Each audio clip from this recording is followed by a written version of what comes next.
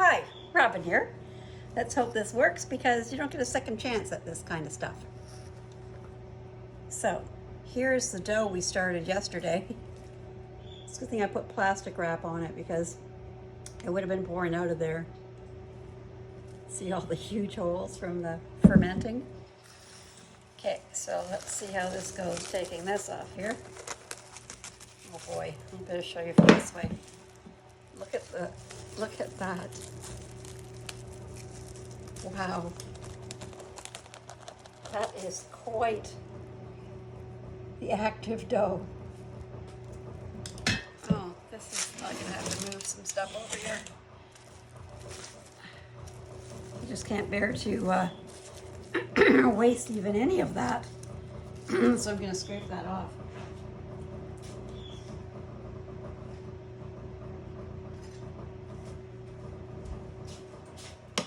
Hopefully that'll work to scrape it off of there. I just don't want to waste any of it. I'll try this wooden spoon.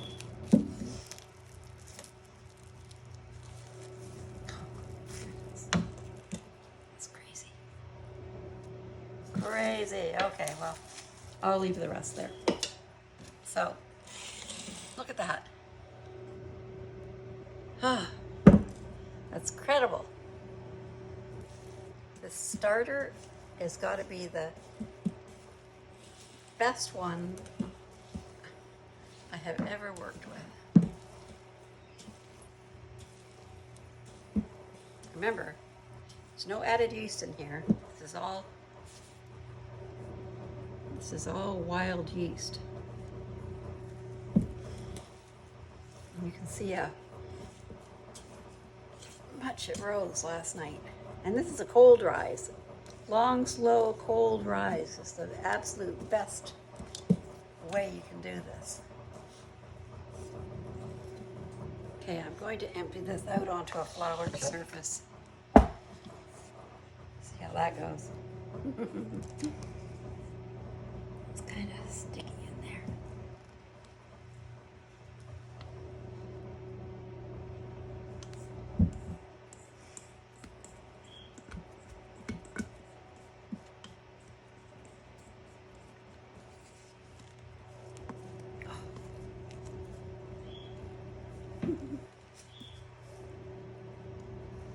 Okay, I gotta use my hands.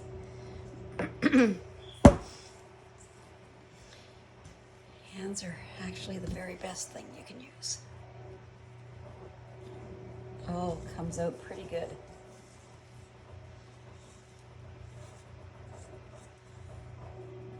It's a pretty clean bowl. Now, I haven't even decided exactly what I'm going to do with this here. You just kind of go by the seat of your pants when you see how the dough is. But I think this is going to make some amazing bread. I think it would make an amazing anything. But I don't want a loaf so big that I think I'm going to make 2 loaves. And I've already pre-done this parchment paper here. So I'm going to put 2 loaves side by side in there. I need a knife.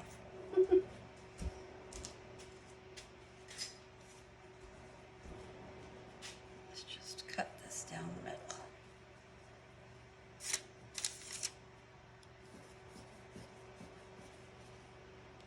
Goodness sakes. Stuff is beautiful. I just can't believe it.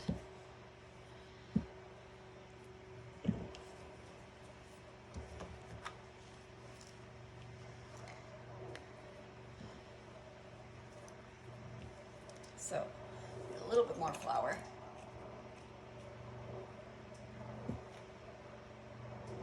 It's a little bit easier to work with that way.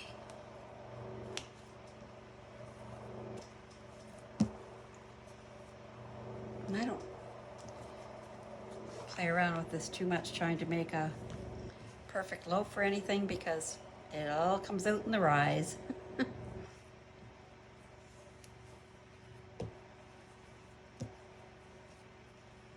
Just try and work out any bubbles.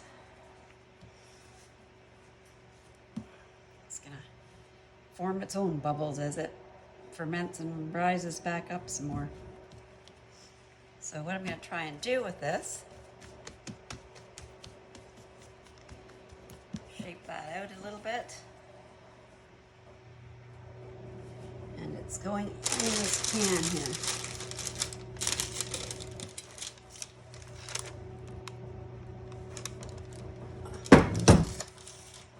Now, the other one. If you just put one in there, it would flatten out like a pancake as it starts to rise. So having the two of them in there will help ensure it's going to get some height.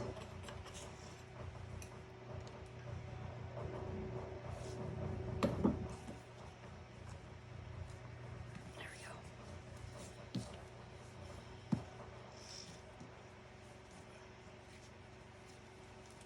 Oh.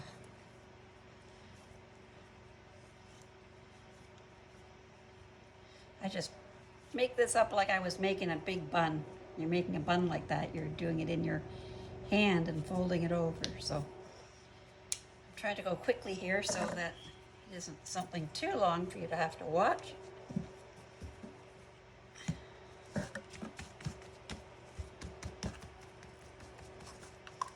can see it's fairly forgiving. Didn't spend any special time with that. And here it's going to go.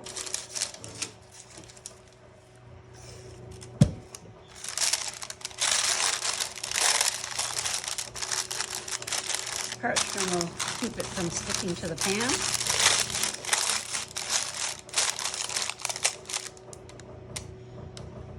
And I will score that. I don't know if this knife I have here is suitable. Not really, it's pulling on it.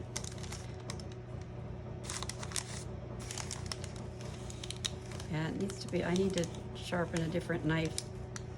So I'm gonna do that, score the other side. I just wanted you to see how this was coming here. And this is gonna go in a cold room to set to rise. I'll just keep an eye on it for today because I think it's gonna rise fairly quickly. I'll probably be baking this later this evening. And it will sit like this until then.